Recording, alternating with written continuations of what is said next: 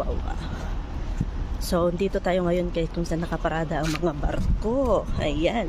Sinama lang naman ako para maglinis. Kasi totally talaga guys, hindi ako sumasama tuwing nagbabarko sila.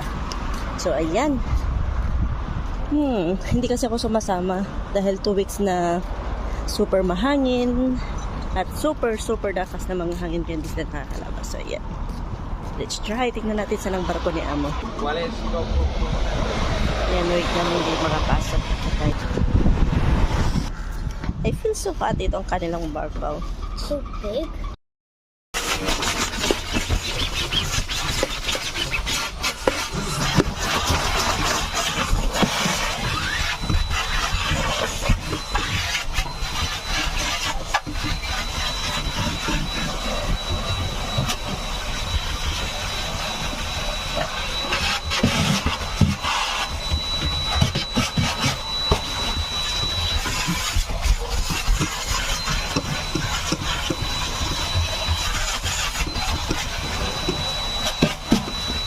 Mga gamit ay lilinisin natin yan.